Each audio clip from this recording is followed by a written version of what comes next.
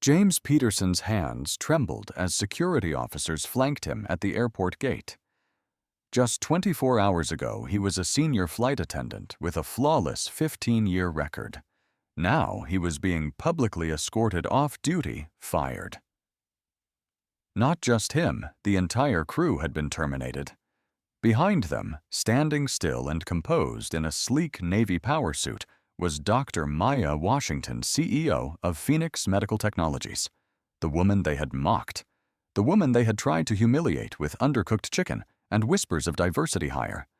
But what James didn't know, what none of them could have imagined, was that this was just the beginning of their downfall. Because Maya Washington wasn't just a billionaire CEO, she was the airline's potential future owner, and she had come prepared. What happens when racism collides with power, and the person you try to humiliate holds your entire future in the palm of her hand? Before diving into the story, comment where you're watching from, and don't forget to subscribe so you won't miss the latest stories.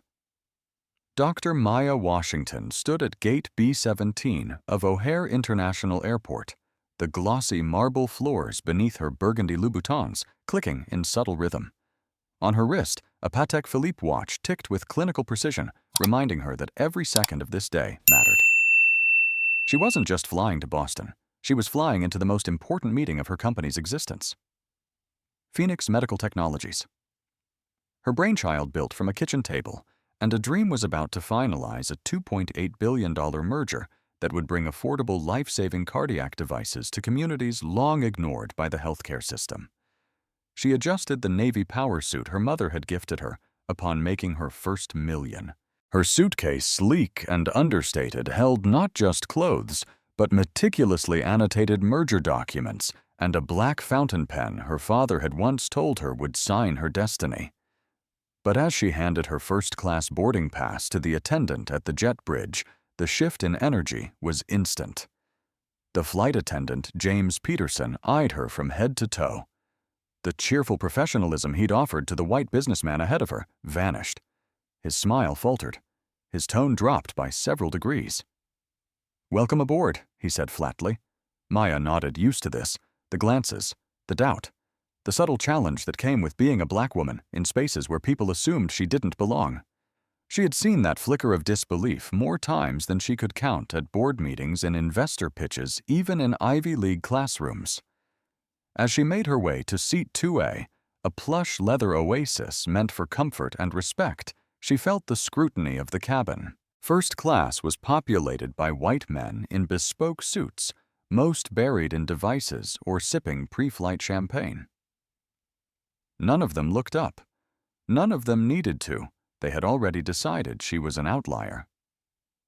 "Excuse me," Maya said politely to James, gesturing toward her overhead bin. "Would you mind assisting me with this?" James was mid-laugh, helping another older white man with his golf bag. He glanced over, expression tightening. "You'll need to wait. We're assisting other passengers first." Maya blinked. She waited. 5 minutes passed. James helped 3 more passengers. Then, as if reluctantly, he approached her. Her carry-on was treated with disdain, pushed haphazardly into the bin, slamming against the sidewall. Maya thanked him anyway. She sat down, exhaling quietly. This was supposed to be her moment to regroup, to prepare. Instead, she was reminded again that even in first-class dignity for people like her came second to everyone else's comfort. Flight attendants moved up and down the aisles, distributing champagne flutes, amenity kits, hot towels. Not a single one stopped at her seat. 10 minutes, 15, 20, not even water. Maya remained composed. She had been trained for this not by etiquette coaches, but by life. Raised by Haitian immigrants who cleaned houses and drove taxis, she had learned early that to survive in America's corporate world, excellence wasn't a goal. It was a requirement. Perfection was the entry fee. "Excuse me," she said finally, as James passed her again. "May I have some water, please?" James looked at her as though she'd asked for a private jet. "When I get a moment," he said with a sigh, then turned and without hesitation poured champagne for the white woman across the aisle who hadn't even asked. The woman caught Maya's eye, offering a flicker of awkward empathy, but said nothing. Maya closed her eyes briefly. Not in defeat. In calculation. She wasn't here for comfort. She was here for war. The plane took off. Altitude increased. The service began white tablecloths menus spoken aloud like fine poetry. Today, we're offering herbed salmon with wild rice or rosemary chicken with root vegetables. James said to the businessman 2 rows up. Might I recommend the Chateau Margaux, but when he got to Maya chicken or fish flat. No description. No charm. No wine pairing. Maya smiled politely. Could you tell me more about the chicken, please? James rolled his eyes. It's chicken, with vegetables. I'll have the chicken, Maya said calmly. The tray returned 20 minutes later, and everything about it screamed contempt. Her porcelain was replaced with a plastic substitute. The vegetables were pale and wilted. The chicken pink in the center. Raw. Excuse me, she said. I believe this is undercooked. That's how it's served, James replied. It's premium poultry. Perhaps you're unfamiliar with that level of cuisine. The insult wasn't subtle. It wasn't even coded. And nearby passengers heard. Still, Maya held her voice level. Actually, undercooked chicken poses health risks. May I please have the salmon instead? It's been allocated, he said, raising his voice just enough for others to hear. Perhaps you'd prefer something from the economy menu. Laughter, low cruel, came from behind her. Maya inhaled slowly. Then she reached for her phone and without saying another word took a photo of the food and of his name tag. And then she began recording. The camera lens of Dr. Maya Washington's phone stared silently back at her, quietly recording injustice 35,000 feet above the ground. She angled it to capture the tray of half-raw chicken, the limp vegetables, and most importantly, the name tag, James Peterson, Senior Flight Attendant. Her motions were discreet, trained by years of corporate survival. No dramatics, just proof. Years in corporate boardrooms had taught her that people often gaslight the most obvious offenses, especially when they're subtle, especially when you're a black woman. But this wasn't subtle anymore. This was weaponized neglect. She set the phone down softly in her lap screen. Dark audio still rolling. Across the aisle, the white woman who had earlier received champagne leaned in and whispered, "I'm so sorry. This is unacceptable." Maya offered a polite nod, but said nothing. Sympathy was easy. Accountability was rare. Her stomach churned. Hunger stress. Or was it already the effects of the pink chicken? Either way, she wasn't going to risk it. She pushed the tray aside, took a sip of the water James had carelessly sloshed onto her table earlier, and reopened her merger documents. The numbers glowed on her tablet screen, solid airtight. This deal would cut cardiac stent prices by 60%, opening life-saving treatment to hospitals that couldn't afford existing devices. And that Maya reminded herself was why she must remain calm, even while being treated like a problem, like an anomaly. James passed again, laughing loudly with a passenger 2 rows ahead. Then, as he caught a glimpse of Maya's camera propped against her tray table, the humor vanished from his face. His smile turned stiff. For the first time, he looked uncertain. He leaned toward Lisa Morris, the other attendant, and whispered something. Lisa's eyes narrowed as they glanced back at Maya. Their little performance was unraveling, and they knew it. Moments later, Maya felt it. A cramp, sharp twisting deep in her abdomen. She clenched her jaw, steadying her breathing. No, not now. With careful motions, she stood and made her way to the lavatory. Once inside the cramped space, she gripped the sink, staring into the mirror as another cramp rippled through her. Her skin had gone pale, her forehead beaded with sweat. The food had been more than just undercooked. It had been contaminated. This wasn't just poor service, it was sabotage. Maya splashed cold water on her face and straightened up. Through the paper-thin door, she heard laughter, then voices clear, sharp, and devastating. Lisa, she's acting like she's royalty. James. Probably some diversity hire who lucked into her title. No way she built that company legit. More laughter. She looked shocked when I offered her something from the back. Priceless. The blood in Maya's veins turned to ice. She had heard slights before, whispers, dismissals, but rarely had it been so unfiltered, so raw, so proud. These people didn't just mistreat her, they enjoyed it.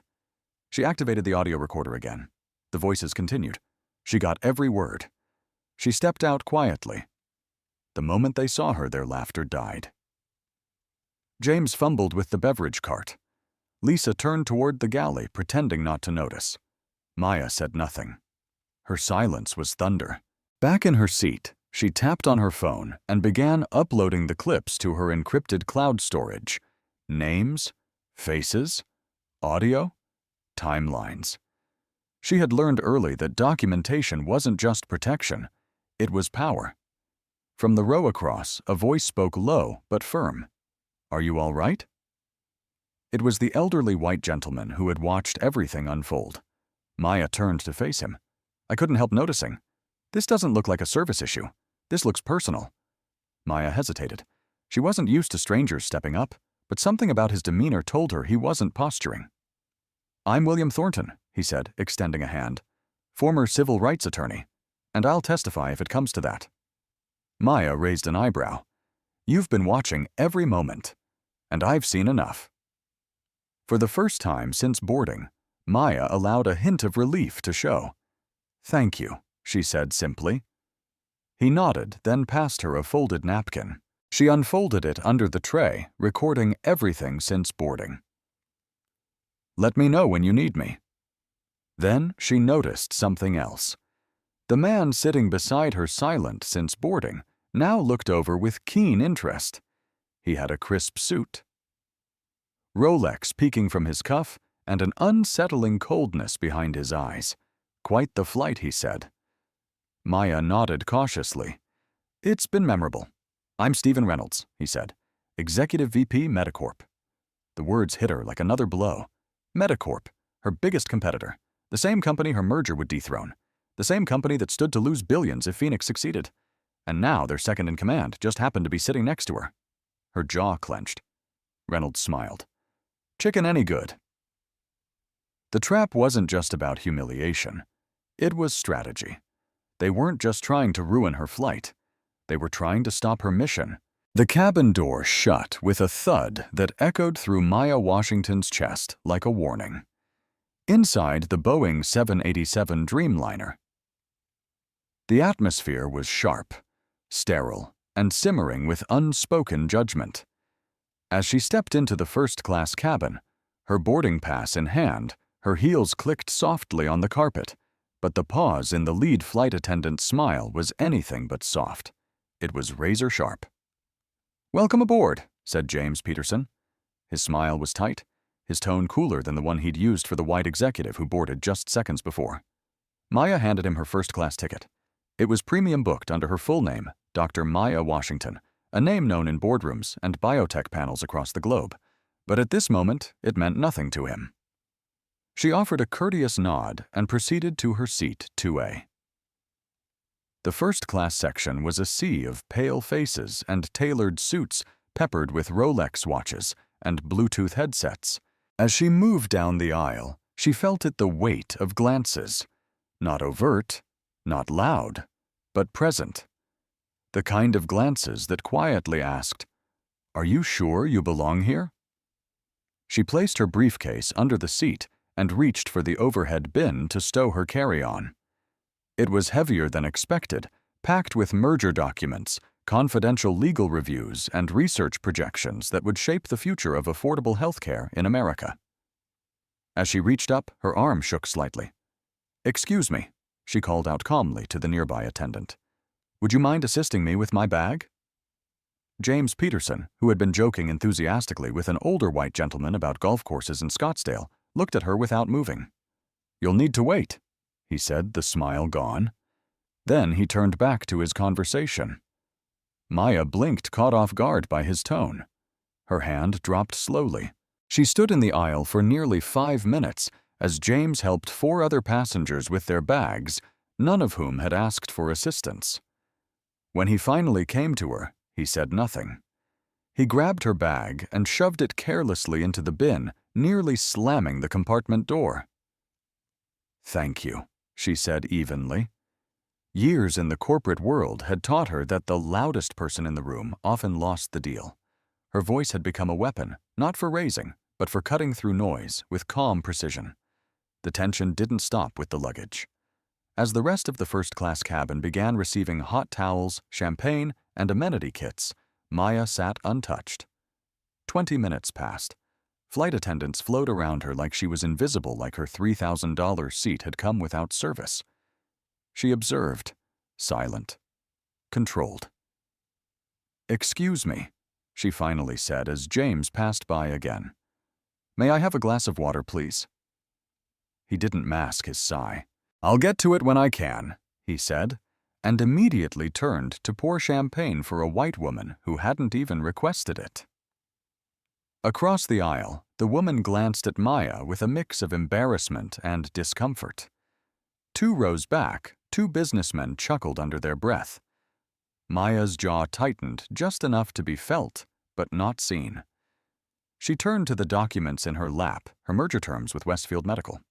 This deal would introduce cardiac stents to hospitals serving 87% more underserved communities. It had taken her 7 years to build this, and yet in this moment, she wasn't a CEO. She wasn't a doctor. She wasn't even a customer. She was a target. Eventually, James returned. A plastic cup, not glass of lukewarm water, sloshed over its edge as he set it unceremoniously on her tray table. No napkin beneath it. "Thank you," she said again, measuring each syllable like it carried weight. She took a sip, composed herself, and tapped her fingers once more against her briefcase. Across the aisle, an elderly gentleman had been watching the entire time. He wore a tailored gray suit, his hands folded neatly over a newspaper he hadn't turned in 20 minutes. His eyes met hers for a moment. He gave a nod. Not pity. Recognition. Maya exhaled slowly. She thought of her mother scrubbing hotel bathrooms and her father driving taxis past midnight so she could go to Harvard. She thought of how they told her that dignity wasn't in the title, it was in the endurance. She thought of how even now, at the pinnacle of her power, she still had to remind people who she was. As the seatbelt light dinged off and the aircraft climbed through the clouds, Maya reclined slightly and whispered to herself, "Not today." This wasn't going to be just another flight. It was going to be the beginning of a reckoning. Maya stared at the undercooked chicken on her porcelain plate, its pink flesh glistening ominously beneath the cabin lights. A foul, metallic tang clung to the air around her seat, contrasting starkly with the aromatic rosemary chicken that James Peterson had so eloquently described to her fellow first-class passengers. It was more than disappointing, it was suspicious.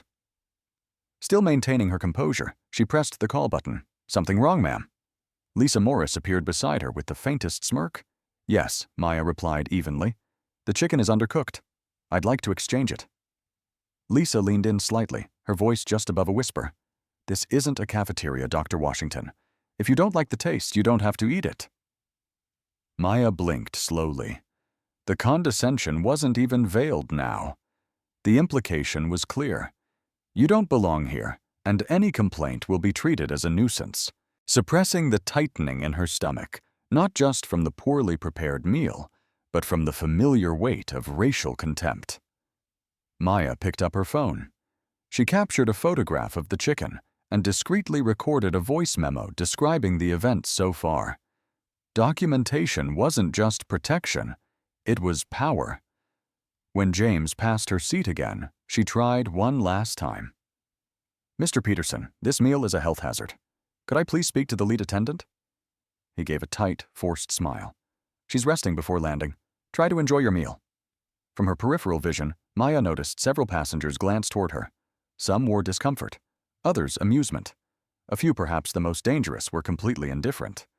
To them, this was just another scene of a difficult passenger in first-class one they would forget before touchdown. But Maya Washington never forgot. She reached for her water glass, hoping to settle her rising nausea, only to find it empty.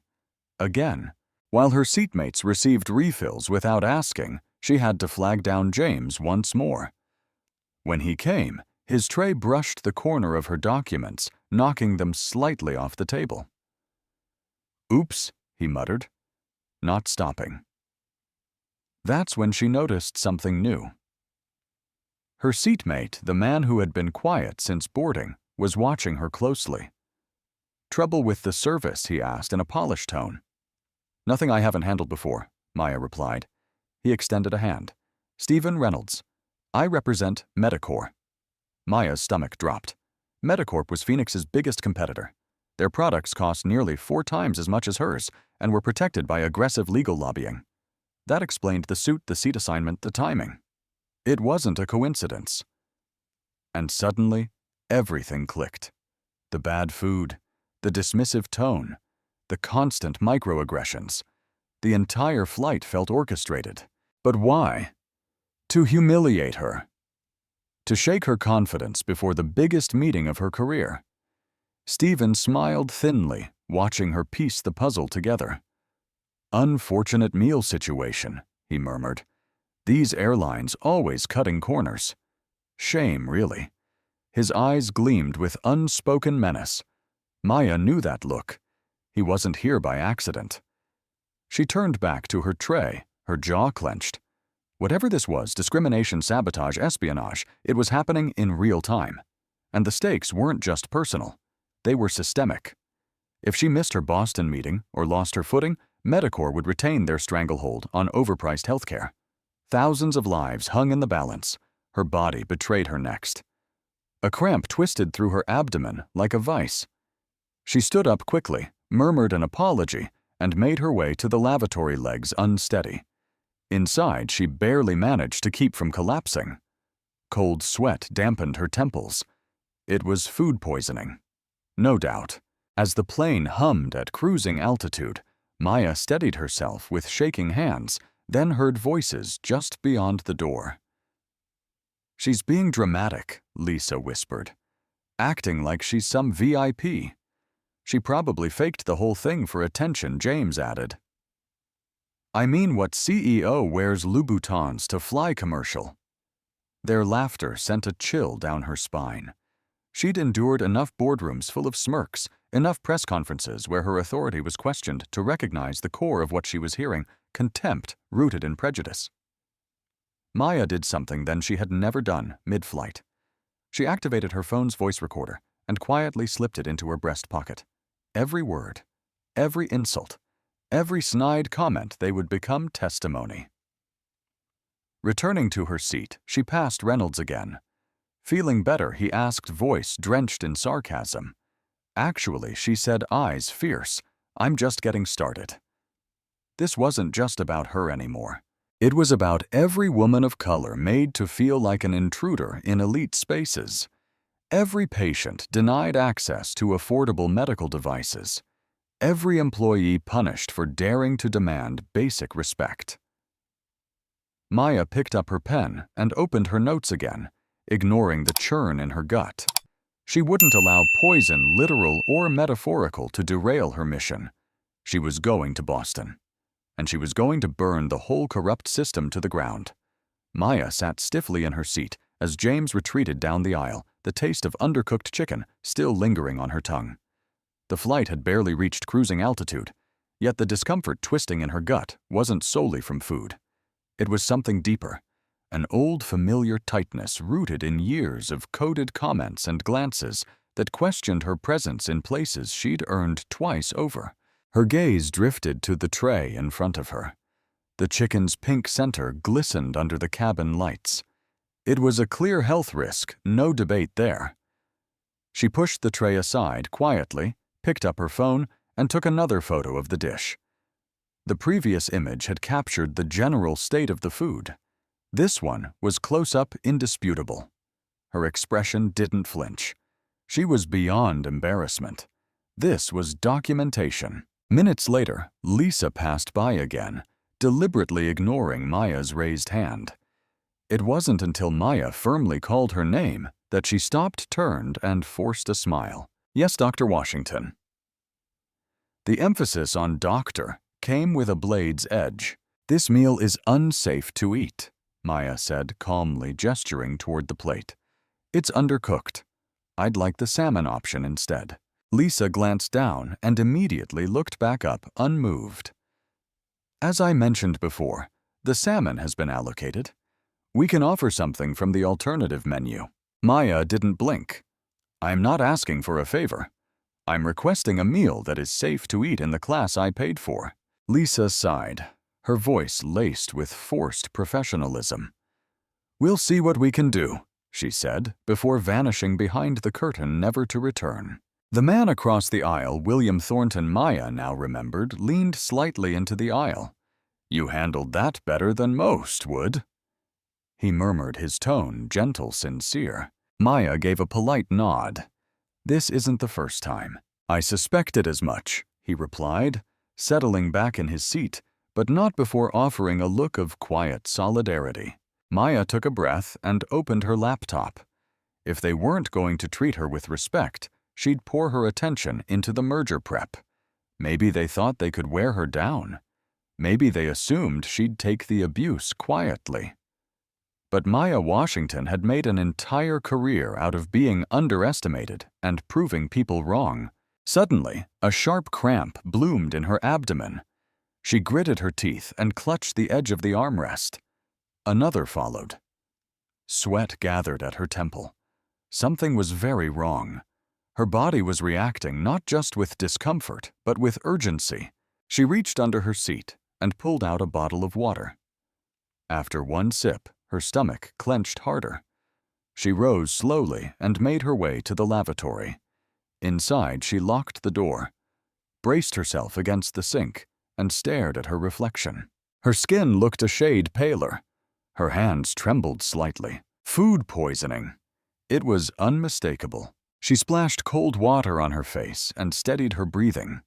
She'd dealt with worse. Medical school had taught her how to push through long hours, migraines, even foodborne illnesses during a research trip to Mumbai. But this felt too convenient to be coincidental. Through the door, she heard muffled voices. She's being dramatic, Lisa said. She's used to special treatment, that's all, James replied with a laugh. Probably thinks we should have bowed when she boarded. Maya froze. You think she even earned that title? Lisa continued. Probably some diversity scholarship. A rush of heat climbed up Maya's spine. She turned on her voice memo app and began recording. The bathroom echoed faintly with the crew's casual bigotry. Everything inside her wanted to burst through that door and confront them, but instead, she let the audio run. She had proof now, not just of negligence, but of motive. And that changed everything. Maya emerged moments later with her posture straight and her gaze steely. James and Lisa fell silent mid-sentence, avoiding her eyes. She returned to her seat and took out her notepad, scribbling 3 names at the top. James Peterson, Lisa Morris, Rebecca Wilson. They wanted to play games. She knew the rules better than they did. Minutes later, William leaned over again. Are you okay? He asked, noticing her pale complexion. I will be, she said. I've got everything I need. He hesitated, then reached into his blazer pocket. Just so you know, he said, slipping her a small business card. I was a civil rights attorney for 30 years. If you need a witness. Maya accepted the card with a small nod. Thank you. But even as she tucked it into her folder, her mind was already 10 steps ahead. Because something else was nagging her, a pattern of familiarity. She opened her phone and looked up James Peterson on LinkedIn. Her thumb paused mid-scroll. Former employee of Medicorp Events Division. Maya stared at the screen. Medicorp, Phoenix Medical's largest competitor. The company that had the most to lose if tomorrow's merger went through. A chill crept through her as the implications snapped into place. This wasn't just racism. This was sabotage. Maya sat in her seat. Her mind no longer focused on nausea or discomfort, but fully locked onto the realization that the discrimination she'd experienced wasn't just personal, it was strategic. The discovery that James Peterson had worked for Medicorp's events division wasn't just a red flag. It was a siren.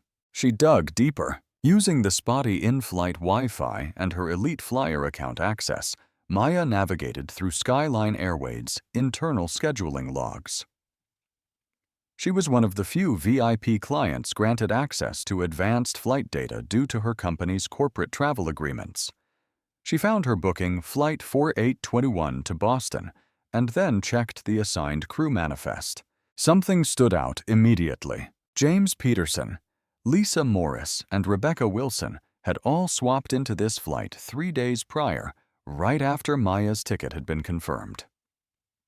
Their prior assignments had been on unrelated routes, one bound for Atlanta, another to Denver, and one even on scheduled vacation. Maya's heart pounded. This wasn't bad luck. This wasn't a rogue flight attendant with an attitude. This was coordinated. She opened her encrypted notes app and began a timeline of events boarding rude treatment, the cold water delay, undercooked chicken, the verbal slights in the bathroom, and now the crew schedule changes. Each entry was time-stamped and backed by data. She knew how to build a case. In the world of biotech mergers and medical patent disputes, data was power. As she compiled the information, her phone buzzed with a text from Kimberly. Confirmed Reynolds will be in Boston tomorrow. Westfield board on edge. Be ready early. Stephen Reynolds, Executive VP at Medicorp. The same man who'd accidentally spilled water on her merger documents an hour ago and now sat 2 seats away, pretending to doze. Maya's gaze narrowed. She turned discreetly and looked directly at him. Reynolds opened one eye slightly, just enough to notice her attention. Then, with faux surprise, he offered her a smug smile. She returned none of it. "You know," he said, suddenly voice low and conspiratorial, "these flights can be so unpredictable." "Unpredictable," she repeated. "Oh yes," he said, stretching. "Sometimes a little turbulence. Sometimes an unexpected delay. Sometimes people just miss their meetings." She stared at him. "Careful, Mr. Reynolds. You're almost admitting something." He smirked. Almost. Just then, Lisa passed by, glaring down the aisle as if she were patrolling a crime scene. She whispered something into the intercom phone near the galley, then vanished behind the curtain. Moments later, the overhead chime rang. "Ladies and gentlemen, this is your captain speaking. We've encountered some minor cabin disruption, and for the safety of all passengers, we'll be making an unscheduled landing in Cleveland. Please remain seated and fasten your seatbelts." The announcement hit the cabin like a thunderclap. Maya turned sharply to William Thornton. His face had gone rigid. "That's a lie," he muttered. "There's been no disruption." He wasn't alone. Passengers in first class murmured with confusion. No turbulence, no issues, just the sudden decision to divert the plane. Maya pressed the call button. Lisa reappeared, her demeanor smug. "Yes, Dr. Washington," she said as if bored. "What is the nature of this cabin disruption?" Maya asked, projecting her voice just enough for nearby passengers to hear. "I'm not at liberty to say," Lisa said coolly. "The captain has deemed it necessary." "That's not good enough," William said loudly. "I've seen the entire flight. Dr. Washington has been professional while your crew has been questionable. I'm afraid we can't discuss this any further." Lisa snapped and stormed off. Reynolds leaned toward Maya again, the predator in his tone thinly veiled. "You won't make that meeting. I'm afraid you'll be detained in Cleveland." Authorities have been informed. Maya didn't blink. "I've recorded everything. The chicken, the conversation outside the lavatory, the water spill, the crew's names, and now your threat." "I'd be careful with accusations," Reynolds said, his expression turning cold. "Good," Maya whispered, "because you should be terrified of the truth." As the plane began its descent, Maya's fingers raced across her screen. She launched her encrypted cloud app and uploaded every image, every recording, and every note to her legal team. She blind copied the Westfield board. If this was how they wanted to play it, She'd flipped the entire board in her favor before touchdown. A ping confirmed the transfer had completed. Then she placed a call, one that rang only twice before being answered. Maya came a deep voice on the line. "Robert," she said steadily, "we have a problem." Robert Campbell, CEO of Skyline Airways and a fellow board member of the National Medical Innovation Council, was not someone who took injustice lightly. She explained the situation in clipped detail, including names, behavior diversion of the flight, and the suspected collusion with Medicorp. The call lasted under 2 minutes. When she ended the call, the silence in the cabin was deafening. Within moments, a second overhead announcement rang out. "Ladies and gentlemen, this is your captain again. We're receiving updated information. The unscheduled landing has been canceled. We will proceed directly to Boston." Reynolds stiffened. Lisa stumbled down the aisle, speaking urgently into a handset. James emerged from the galley, pale. And Maya, she simply closed her laptop, leaned back in her seat, and smiled. Because the game had changed. And now, everyone on that plane knew Dr. Maya Washington wasn't just a passenger. She was the storm. The Dreamliner stabilized in its flight path once again, and the sudden descent halted. Cabin lights flickered as Rebecca Wilson, the lead flight attendant, made her way down the aisle with forced composure. Her practiced airline smile had morphed into something brittle, almost terrified. Passengers once indifferent or amused now stared. The air had changed. Everyone could feel it. Maya adjusted her seat and calmly took another sip of the now refilled water James Peterson had brought her with a trembling hand. A quiet murmur swept through first class. The balance of power was shifting, and the passengers knew it. Behind her, William Thornton discreetly tapped a message into his phone. The retired civil rights attorney had already contacted several journalist colleagues. If Maya's mistreatment became public, it wouldn't just be an online firestorm. It would explode across national media. A beep sounded on Maya's phone. Kimberly had responded to her emergency update. Campbell confirmed crew under investigation. Legal team reviewing video. Westfield board is watching everything unfold. Maya exhaled slowly. Her pulse still thudded in her ears, the food poisoning simmering beneath the surface, but she had no time for weakness. This wasn't just about her dignity anymore. It was about integrity, hers Phoenix Medical's, and everyone counting on her to close the Westfield deal. Across the aisle, a passenger whom Maya recognized from the biotech community, a woman named Dr. Margaret Chen, Chief of Cardiology at Massachusetts. General stood up.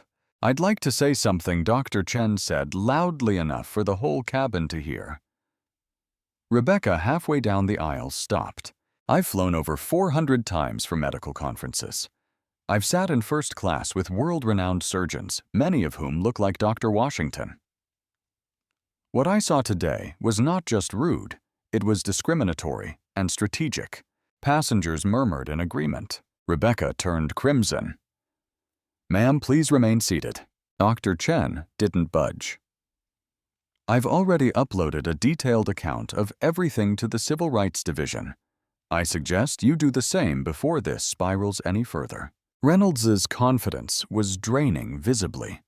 He tapped furiously on his phone, typing a message to someone labeled only as Harrison. Maya turned to him, still trying to salvage the plan. He looked up.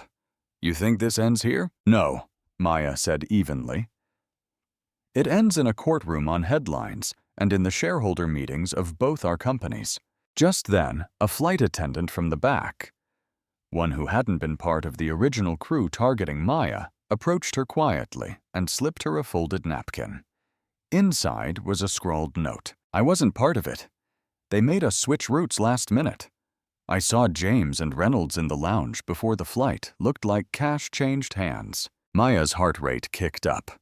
She carefully tucked the note inside her folder. The chain of evidence was building stronger by the minute. She opened her laptop again and began drafting a memo to her legal team titled Systemic Sabotage and Coordinated Discrimination. Preliminary dossier. It wasn't just about gathering receipts anymore. It was about building an airtight prosecutable case. Suddenly, another overhead chime sounded. Ladies and gentlemen, we are on final approach into Boston.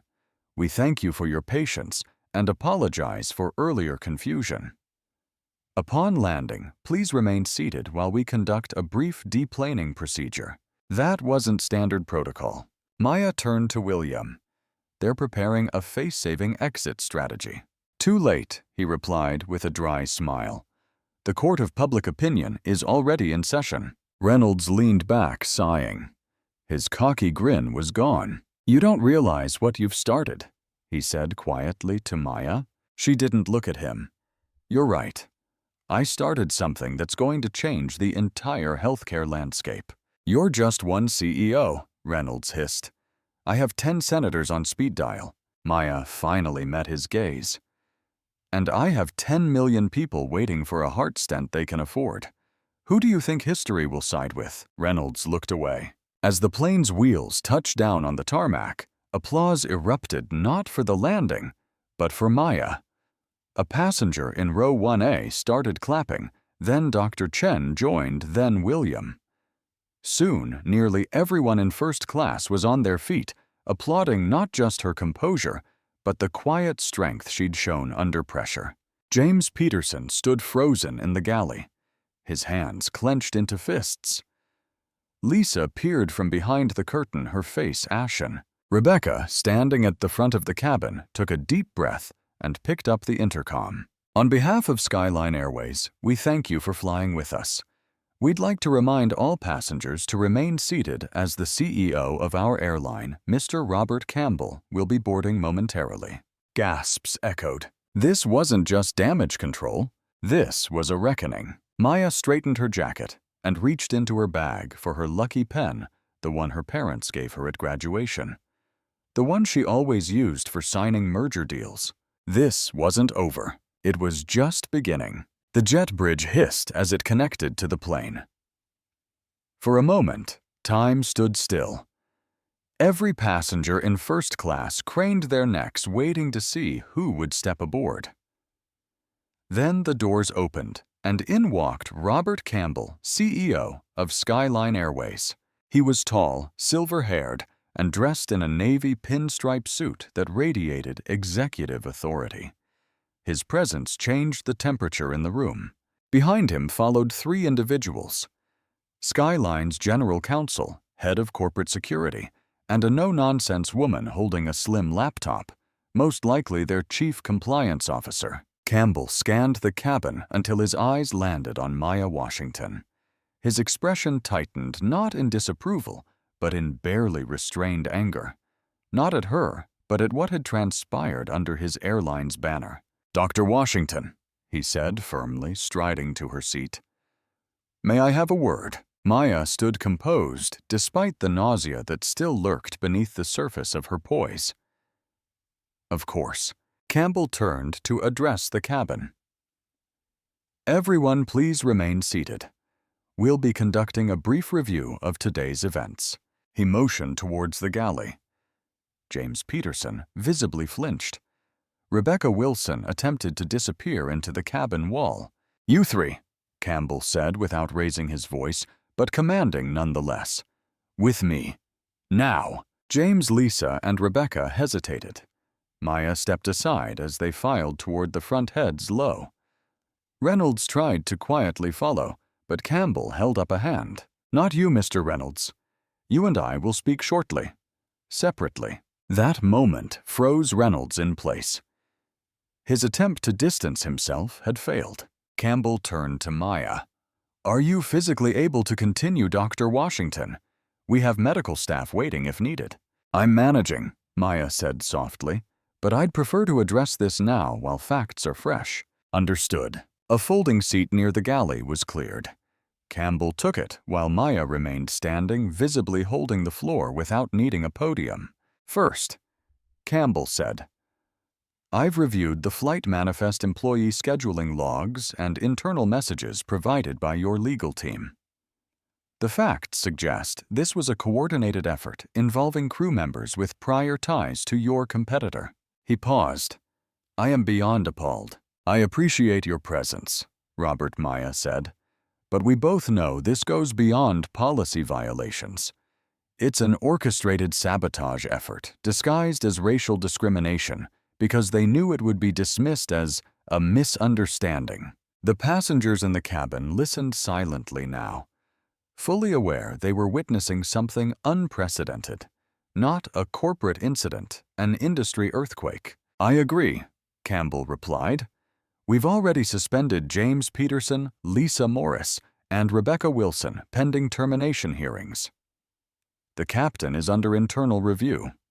However, he paused, voice low, I believe criminal charges may also be appropriate. Maya nodded once. I've already forwarded relevant recordings to the DOJ's Civil Rights Division and the SEC. Reynolds shifted in his seat, visibly uncomfortable. Campbell turned to him. Mr. Reynolds?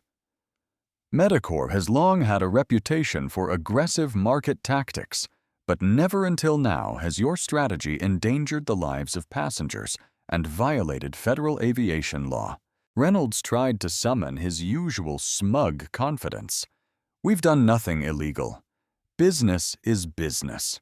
Campbell raised an eyebrow. Attempting to have a passenger removed under false pretenses during flight, bribing crew members to poison food, sabotaging merger documents. That's not business. That's criminal conspiracy. Maya's voice cut through. And let's be clear, this wasn't just about me.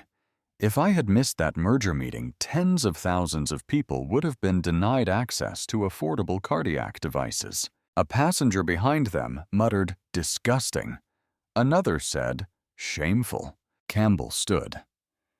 Skyline Airways will be cooperating fully with all investigations. And Dr. Washington, on behalf of this airline, I offer a formal apology. We failed you. I accept it, Maya said, but only if action follows words. Campbell nodded. You have my word. And more. He pulled out a leather portfolio and opened it. Our board has approved an emergency resolution to establish a permanent Equity in Aviation division focused on rooting out racial bias in airline operations, hiring, and service delivery. We'd like you to chair the advisory committee. Maya blinked. That she hadn't expected. I'll consider it, she said slowly, then added once the investigation is complete. Campbell understood the implication. Reputation alone wasn't enough. Justice first. Collaboration later. Then, without fanfare, he turned to the passengers. You may now begin deplaning. Thank you for your patience. As the cabin stirred, Maya remained seated, letting others pass. William Thornton lingered beside her. You turned the tide without raising your voice, he said. That's rare power. Maya looked down at her hands, steady now, despite the exhaustion. This isn't just about power, she replied. It's about responsibility. And as the first reporters began assembling at the terminal gate, Maya knew the real battle would begin the moment she stepped off that plane. The gate at Boston Logan had been cleared of travelers, replaced instead by a semicircle of suited officials, PR operatives, and medical staff waiting with quiet urgency. The media had been held back for now, but the storm was gathering outside the terminal doors. Inside the aircraft, a different reckoning was unfolding. Dr. Maya Washington stepped into the jet bridge flanked by Kimberly and Skyline's CEO, Robert Campbell. The bright terminal lights stung her eyes, but she walked tall despite the lingering cramps and nausea twisting in her gut. Her body was wrecked. Her focus wasn't. A nurse gently gestured toward a wheelchair. Maya shook her head. I'll walk. The message was clear dignity before comfort. William Thornton followed a few steps behind, speaking quietly into his phone as he coordinated immediate statements to federal contacts. Behind him, Rebecca Wilson was escorted by airline security, her face pale. James Peterson and Lisa Morris trailed with slumped shoulders, no longer the smirking professionals they had pretended to be hours earlier. Stephen Reynolds was last attempting to maintain composure, but every step he took radiated panic. Maya noticed the tremble in his jaw, the way he avoided eye contact with every official they passed. A predator dethroned. Security cleared a private conference room inside the terminal where initial depositions would take place. Campbell turned to Maya. "I've arranged a direct route to Massachusetts General. Their chief of infectious disease has prepped a private suite for you." "I'll go," Maya said, "but not before I sign the notarized witness statements I've prepared. I want everything filed before sunrise." She nodded toward Kimberly, who had already organized a batch of pre-drafted documents and digital recordings to ensure the evidence trail couldn't be buried. Multiple passengers had sent her clips and statements from the flight, adding unshakable corroboration to what might otherwise have been dismissed as a miscommunication. The PR director of Skyline burst into the room, pale and breathless. "Sir," she said to Campbell, "the videos are already viral. Flying While Black is trending number 2 worldwide. Our stock dipped 3.4% since the landing." Campbell took a beat, then looked at Maya. "What's your price for saving this airline from collapse?" "I don't sell silence," Maya said, tone crisp. "But I believe in structural change." He nodded. "Then tell me what that looks like." "You already have my initial condition.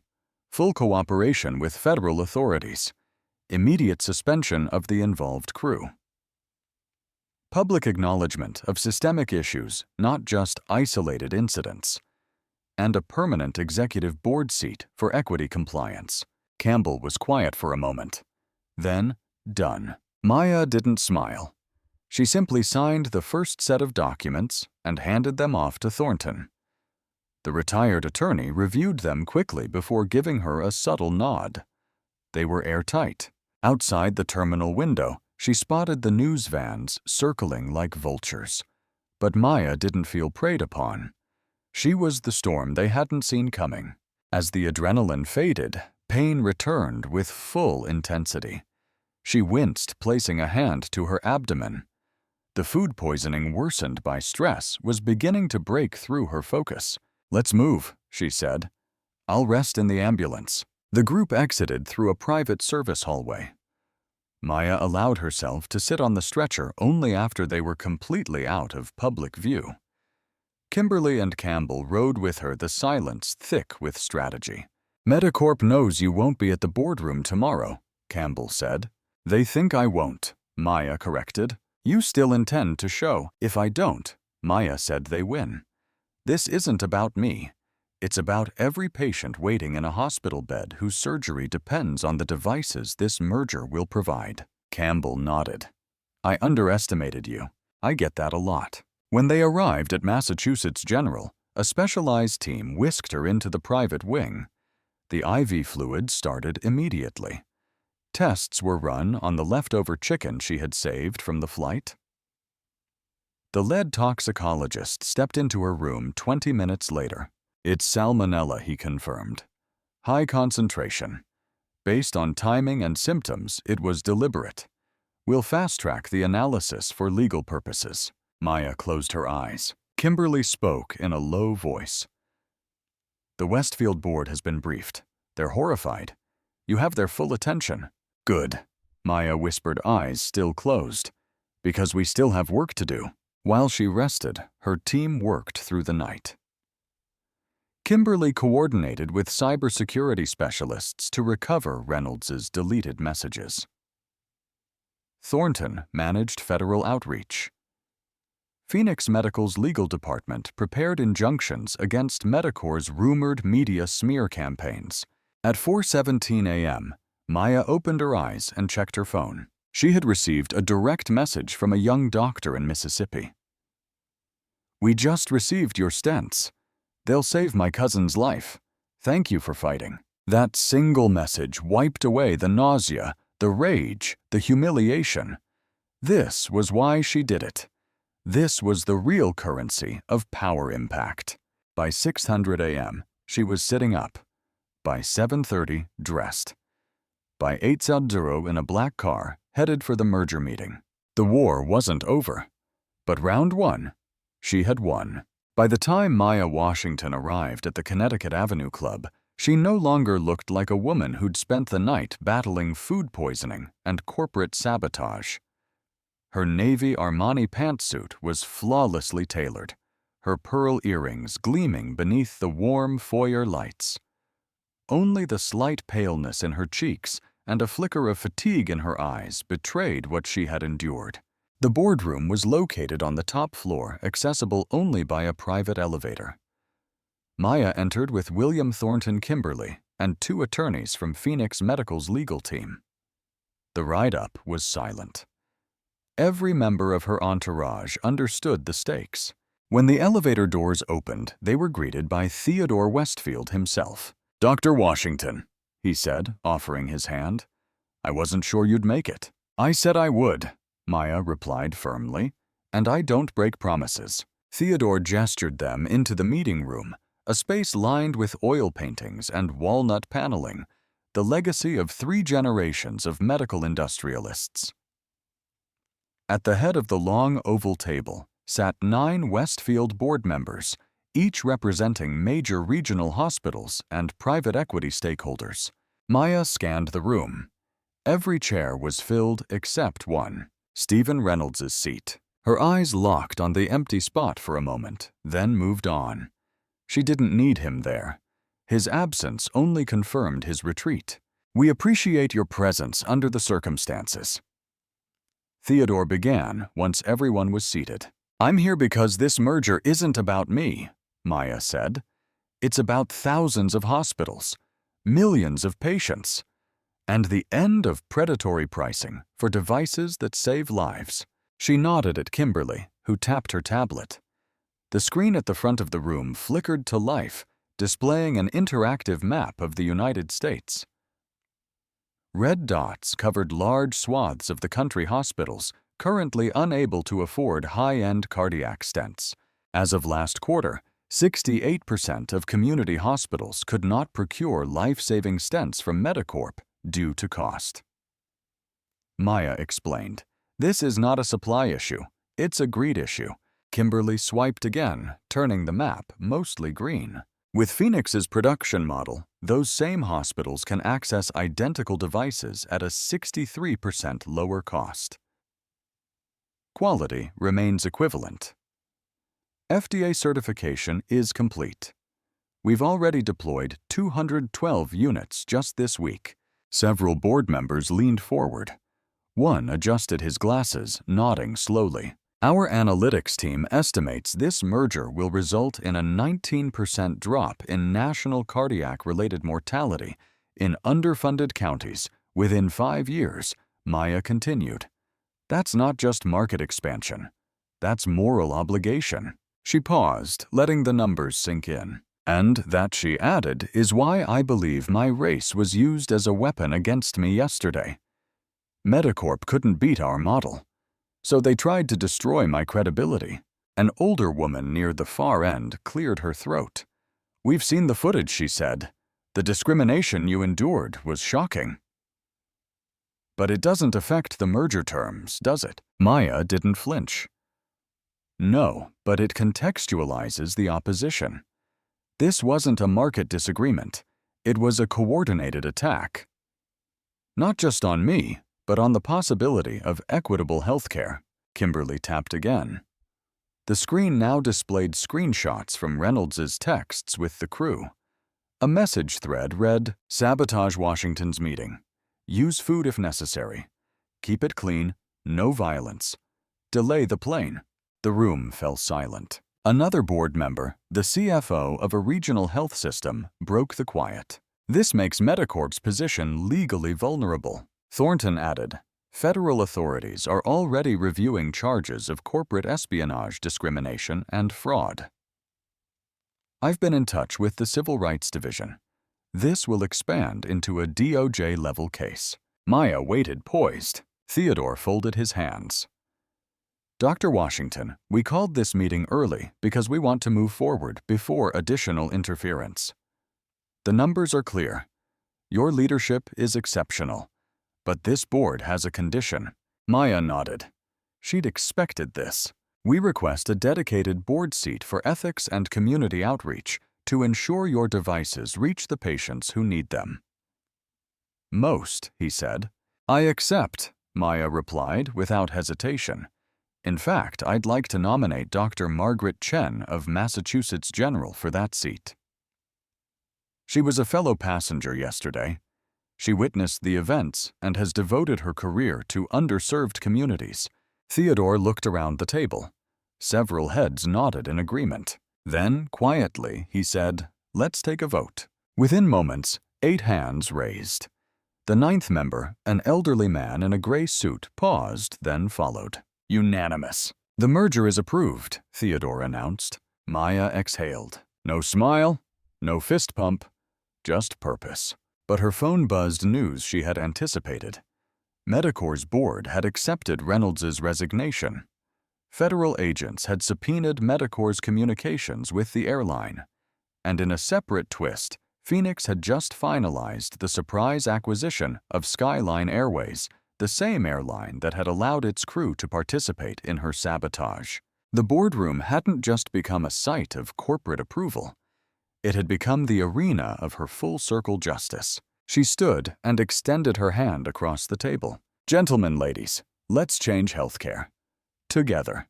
Back in Chicago, while Maya Washington was finalizing the most important merger of her career, the fallout had already begun to consume those who had tried to sabotage her. At Skyline Airways headquarters, the legal and human resources departments were working overtime. Robert Campbell, the airline's CEO, had returned from Boston with fury in his eyes and a list of names in his hand. James Peterson, Lisa Morris, and Rebecca Wilson sat in silence at a long rectangular table in a sterile conference room flanked by corporate attorneys. Across from them were Skyline's internal investigators and members of its ethics compliance division. The mood was suffocating. The silence a heavy weight pressing down on everyone in the room. Before we begin, the lead investigator stated, "Let the record show this is a formal disciplinary hearing regarding the events of Flight 219 to Boston. All participants are under oath. Any falsehoods may result in immediate termination and further legal action." James swallowed hard. His arrogance from the plane had long since vanished. Lisa, her eyes rimmed red, kept her hands folded tightly in her lap. Rebecca sat rigid, her jaw clenched. None of them had anticipated this level of scrutiny. The first piece of evidence displayed was the video footage from passengers, a reel of microaggressions, dismissive remarks, and the pink chicken plated for Maya alone. Another screen showed synchronized timestamps of Reynolds communicating with the crew captured through subpoenaed text messages. Mr. Peterson, the investigator, began. Did you or did you not serve undercooked food to Dr. Maya Washington after receiving prior instruction to delay or disrupt her comfort? James hesitated. I didn't check the food myself. I assumed the galley crew handled it. You served it directly to her, the investigator countered. You did not serve the same food to other passengers. Explain why. James looked down. I was told to follow instructions from senior flight leadership. Which leadership? He didn't answer. Behind the one-way glass, Robert Campbell watched grimly. With him was Maya's forwarded evidence. Screenshots, audio files, her written account, and statements from other passengers. The airline's legal counsel confirmed that the evidence met the threshold for immediate termination due to racial discrimination, sabotage, and violation of the Passenger Bill of Rights. Back in the room, Lisa tried to explain her comments. I didn't mean anything racist. I was trying to follow the script Mr. Reynolds gave us. You referred to Dr. Washington as these people in a recorded conversation. Do you understand how that violates Skyline's anti-discrimination policy? Lisa's lips quivered. It was pressure. He said we'd all get promoted to international long-haul routes. And my lease, he owns my building. If I didn't cooperate, I'd lose everything. The panel remained silent. Ms. Wilson, the lead investigator, turned to Rebecca as the lead flight attendant. Why did you not intervene when your crew clearly mistreated a first-class passenger? Rebecca's voice was hoarse. I didn't think it was that serious at the time. Until the CEO of our airline was called by name mid-flight, the investigator said sharply. Rebecca lowered her eyes. Effective immediately, the lead investigator said coldly, James Peterson, Lisa Morris, and Rebecca Wilson are placed on indefinite suspension pending final termination. Additional civil rights charges and lawsuits may be forthcoming. The 3 crew members didn't speak. James rubbed his face with both hands. Lisa let out a sharp sob. Rebecca simply stared forward, as if already imagining the headlines. A day earlier, they had mocked Maya Washington. Now, she owned the company that was terminating them. Across the country, the media had already exploded. Passenger videos, tweets, and first-hand accounts had gone viral. Hashtags like Flying While Black Justice at 35K and Phoenix Rises trended on Twitter and LinkedIn alike. News anchors dissected the incident. Civil rights advocates praised Maya for her poise. Financial analysts marveled at how she turned an airborne insult into an executive power move. Editorials compared her response to historical moments of corporate resistance against injustice. Meanwhile, at Phoenix Medical's PR office, Dion Williams monitored the fallout. Skyline stock is in freefall. They're begging to spin this as an internal failure and not systemic. Maya, freshly rested from her hospital stay, listened quietly over video call. What's the status of Medicorp, she asked. Even worse, Dion replied. Multiple law firms are circling. Their board may remove Porter within the week. Reynolds is already radioactive. Good, Maya said, but we stay focused. This was never about revenge. It's about making systems accountable. She hung up the call and turned toward the window of her temporary office in Boston. The city skyline shimmered under the morning light. The Westfield merger was done. But her real work, changing access to healthcare, changing the way corporations treated Black professionals, and changing the narrative, was just beginning. At that moment, her phone buzzed with a simple message from Robert Campbell. All 3 terminated. Full investigation launched. Thank you for holding us accountable. Maya smiled faintly. She hadn't just fired a crew. She had sent a message to an entire industry. Dignity is non-negotiable. By the time Maya Washington stepped back into her office at Phoenix Medical Technologies, the world outside had already begun to change.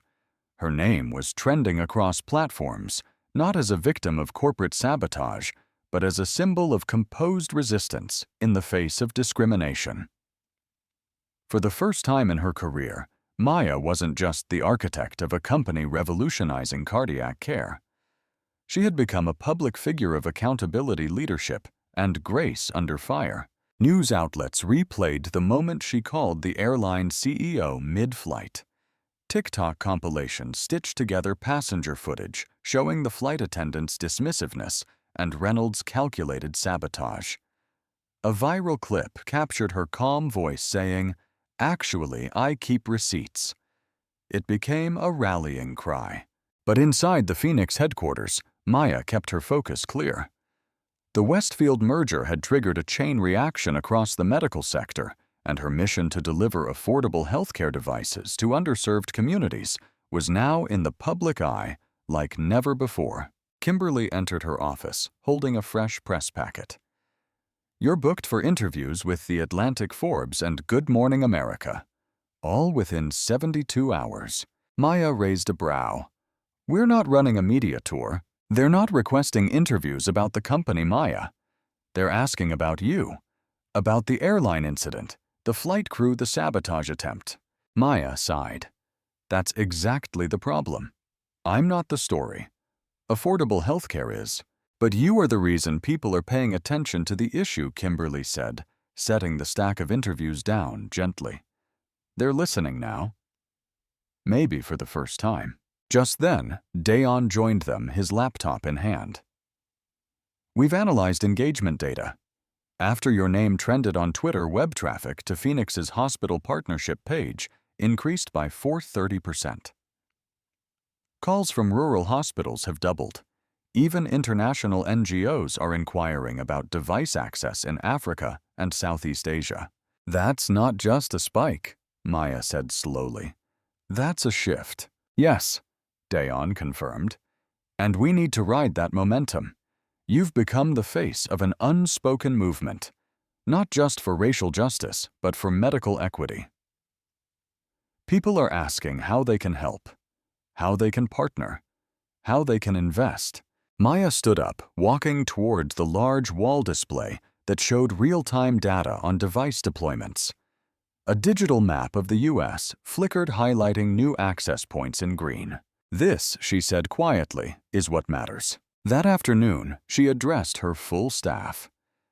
Hundreds of Phoenix employees gathered in the central auditorium, while thousands more watched the live stream from satellite locations and remote offices. "I know the past few days have been intense," she began.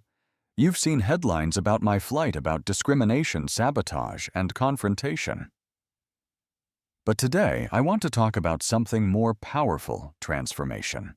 The auditorium was silent. Transformation happens when we take pain and turn it into purpose. When we meet injustice, not just with outrage, but with solutions. What happened to me in that first-class cabin is something many of you have experienced in different forms: dismissal, underestimation, coded language, exclusion. Heads nodded throughout the crowd. But we didn't come this far to be symbols. We came to build systems that leave no one behind. That's what Phoenix stands for. Applause began slow at first, then swelling. We don't measure our success in press clippings. We measure it in lives saved, communities empowered, barriers broken. She clicked to reveal a slide with 3 numbers: 87,000 new patients served, 43% reduction in cardiac mortality in target regions, $1.3 billion in total projected cost savings for hospitals. The room erupted. Maya continued. "But we're just getting started. Effective immediately, Phoenix will launch the Equal Access Initiative, committing $100 million over 5 years to partner with hospitals in underserved communities, fund scholarships for medical students of color, and create training programs for ethical leadership in healthcare." After the announcement, Kimberly whispered, "They're going to write books about this." Maya smiled faintly. "Only if the patients get the treatment they need. That's all I care about." Across the city, Skyline Airways was reeling. With the Phoenix acquisition now official, Maya had effectively become a board-level executive of the very airline where she was discriminated against. Her first order of business: overhaul crew training protocols, reinstate equity audits, and remove any vestige of retaliatory culture embedded in management. She also quietly made a call to William Thornton. "I want you to chair an independent committee to investigate racial bias in airline operations, not just in our routes, across the industry." Thornton, his voice warm, replied, "It's about time someone did." Later that night, Maya sat alone in her office. Outside, the skyline twinkled alive with movement. She looked at a photo of her parents taped inside her drawer, her father in his taxi uniform, her mother in her hotel maid apron. They had believed in education, in integrity, in quiet strength. Everything she had done was for them. Then came a message from her assistant. "Reynolds has just been indicted. DOJ is opening an inquiry into corporate sabotage and discrimination." Maya closed her laptop. She didn't cheer. She didn't even smile. Instead, she whispered the words her father once told her. "They can take everything except your purpose." And hers had just begun. Stephen Reynolds wasn't used to losing, especially not to a woman he had underestimated, dismissed, and tried to destroy.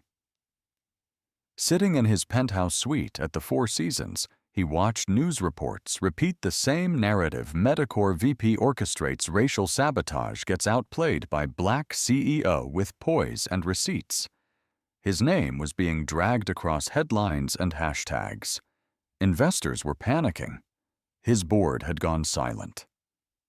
The empire he built on manipulation and silence was crumbling because of one woman. And she wasn't done. Reynolds threw his glass of scotch across the room. It shattered against the marble wall, just as his composure had cracked when Maya Washington calmly told him mid-flight that she knew everything. From the undercooked chicken to the cruise links to Medicorp, Maya had laid it all bare, and now she was running the narrative. But Stephen wasn't going down without swinging. He picked up his phone and dialed his crisis team. Push the narrative that Phoenix is exploiting the race card to distract from their tech issues. Leak those old clinical trial doubts. Find something. Anything. On the 43rd floor of Phoenix Medical Technologies, Maya was already 10 moves ahead. She stood with Dion Kimberly and Sandra Lopez, her chief legal counsel, inside a war room. The whiteboard held timelines, contingency plans, and an expanding web of Reynolds' known associations. On-screen footage from passenger phones was spliced with the recovered texts from the flight crew. It was damning. But they weren't just building a PR defense. They were preparing for systemic change. "We need to be surgical," Maya said, tapping the screen. "Expose not just Reynolds, but the system that allowed someone like him to operate unchecked. This isn't about vengeance. It's about prevention." Sandra nodded. "The Justice Department has requested a preliminary dossier. They'll use it to determine if a federal grand jury should be assembled," Kimberly added. "And we've got confirmation that the Boston Business Chronicle has retracted their initial op-ed and will be publishing an exclusive op-ed from you instead." Dayon grinned. "Let's make sure your voice is the one they quote in the history books." As Maya reviewed her upcoming schedule, a message buzzed her phone. Request for private meeting from Franklin Porter, CEO of Medicorp. She stared at the screen, expression unreadable. "Accept it," she finally said. "Let's see what the kingpin has to say now that the board's walls are collapsing." That afternoon, in a sterile glass-walled conference room at a neutral location, Maya met Franklin Porter face to face. He was a towering man in his 60s, immaculately dressed, every inch the corporate lion who'd ruled the medical device sector for decades. But today, there was a flicker of unease in his eyes. "Dr. Washington," he said, extending a hand. Maya shook it coolly. "Mr. Porter." "I'll be direct," he began. Stephen Reynolds acted without board approval. His actions are deplorable, and I intend to cooperate fully with any investigation. "Is that a personal opinion or a corporate strategy?" Maya asked. Porter hesitated. "Does it matter?" "It does to me," he sighed. "Look, Maya, the industry is watching. The government is watching. Public trust is at an all-time low, but we're both leaders. We both know optics and policy don't always align. Let's find a resolution." "I already have one," Maya said. "It's called Federal Accountability Systemic Audits and Equity-Based Reform. You can be part of that. Or you can be remembered as the executive who protected discrimination until it destroyed your company." Porter leaned back, the mask slipping for a moment. "You think you've won?" "I don't care about winning," Maya replied.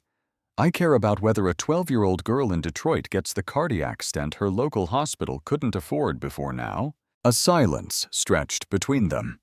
Then Porter said something that surprised her. "You remind me of my daughter. Relentless. Brilliant. Always right. Then maybe you should have listened to her more." That evening, Maya stood before a different kind of audience. Medical students from underrepresented communities gathered at Phoenix's sponsored Diversity in Medicine Summit. She spoke not as a CEO, but as someone who had walked the gauntlet of systemic bias and come out stronger. "I wasn't supposed to be here," she said. "Not in first class, not in the boardroom, not negotiating billion-dollar mergers, or rewriting corporate policy. I was supposed to stay small, stay silent. But silence protects the systems that hurt us. She shared the flight story not as a headline, but as a lesson. Discrimination doesn't always shout. Sometimes it's served on a porcelain plate with a side of pink chicken. But your power lies in documenting it, surviving it, and using it to change everything. They rose to their feet, applauding. Later that night, alone in her office, Maya reviewed the latest reports. Skyline Airways' inclusion overhaul had begun. Medicorp board was preparing to oust Porter and restructure. A new federal task force was being formed around corporate discrimination and sabotage. Justice was no longer a personal mission. It was policy. And Maya Washington had just written the first page. By dawn the next morning, Maya Washington had become more than just a CEO. She was now the face of accountability across corporate America, social media, and the public conscience. News outlets dubbed her the Phoenix who didn't burn. A nod to both her company and her resilience, still. As Maya stood in her suite overlooking Boston Harbor, she knew the battle wasn't over. If anything, it had shifted into a new phase, one requiring even more strategy and resolve. Her assistant Kimberly entered briskly. "We've confirmed that Medicorp's internal audit has expanded. 2 more executives are implicated in covering up Reynolds' actions." "Good," Maya said, slipping on her jacket. "The deeper they dig, the more rot they'll uncover." Let them. But that wasn't the only update. Reynolds hired a crisis PR firm. They're trying to spin this as a racial misunderstanding, claiming Phoenix is using public sympathy to deflect attention from internal flaws. Maya raised an eyebrow.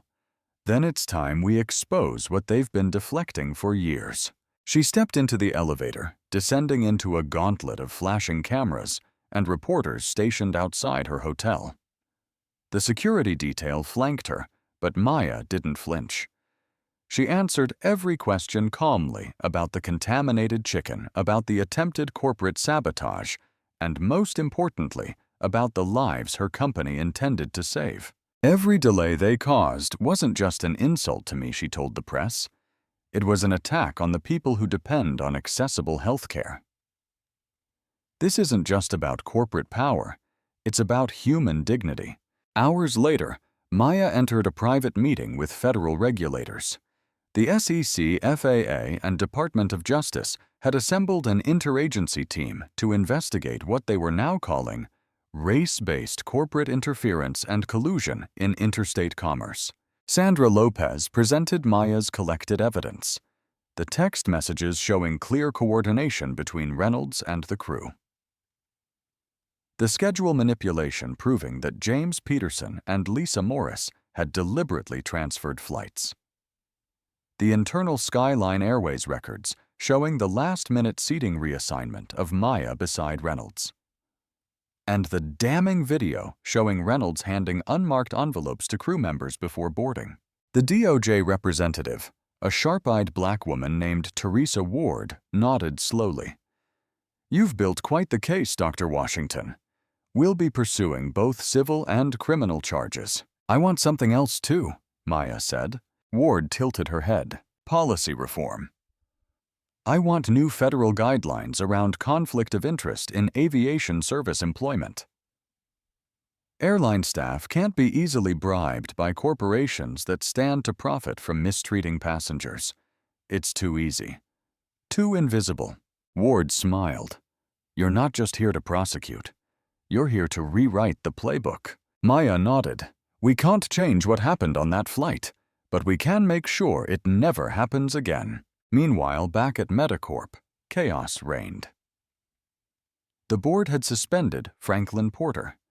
Reynolds was officially fired and subpoenaed, but Medicorp's strategy wasn't to retreat, it was to retaliate. Overnight, they leaked a trove of old, distorted clinical reports questioning the long-term efficacy of Phoenix's cardiac devices. Maya knew it was coming. She had prepared for it. Phoenix's R&D team responded within hours, publishing raw trial data, peer-reviewed analysis, and patient testimonials. They held a live webcast with physicians from underserved hospitals who had successfully used Phoenix devices. They even brought in Dr. Margaret Chen to co-host the segment, lending her credibility and experience to the public eye. "It's not just about data," Dr. Chen said during the stream. "It's about people, about mothers and fathers who get to go home instead of being priced out of treatment." Phoenix is saving lives. The webcast trended at 2 globally. Still, there was one final frontier Maya hadn't touched, yet Reynolds' landlord ties. She hadn't just bought the apartment complex where the flight crew lived to turn it into affordable housing. She'd also quietly acquired several additional properties connected to Reynolds' real estate shell companies. Her legal team had spent weeks unraveling the paper trail, revealing a hidden empire of influence where Reynolds controlled housing for dozens of airline staffers, many of whom had been rotated through flights involving key Phoenix clients. A pattern was emerging. At the next press conference, Maya made it public. She unveiled Operation Skyloop, a legal expose documenting how Reynolds leveraged his real estate holdings to coerce airline employees into harassing or undermining competitors. The report was distributed to regulators, lawmakers, and major media outlets. The fallout was immediate. A congressional subcommittee announced hearings. State attorneys general opened parallel investigations. The airline issued a public apology and pledged a full overhaul of hiring and crew assignment policies. But Maya didn't gloat. Instead, she issued a statement that went viral.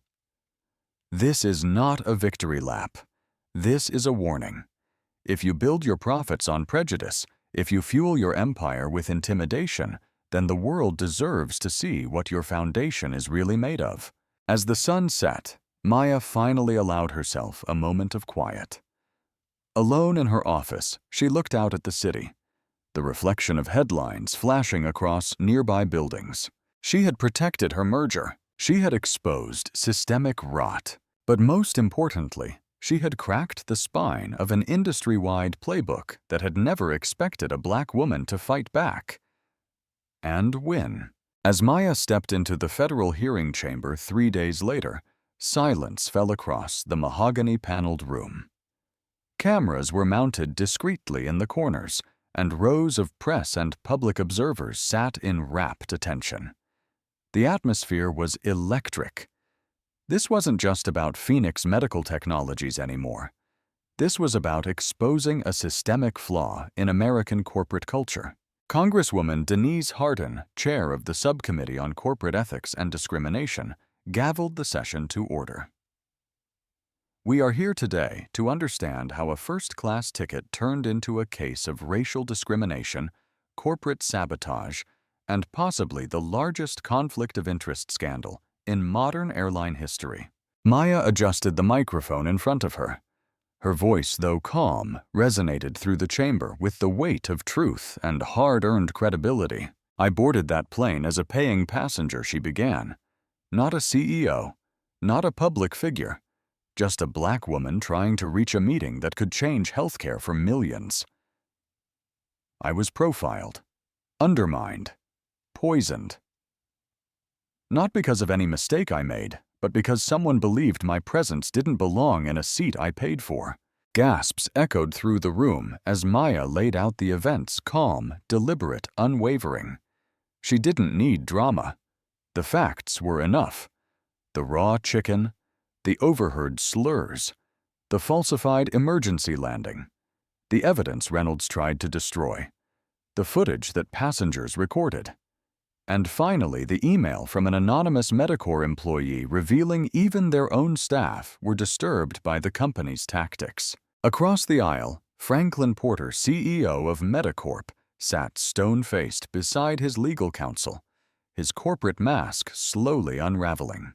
But it was what Maya said next that changed everything. What shocked me most was not the actions of one flight attendant or one executive.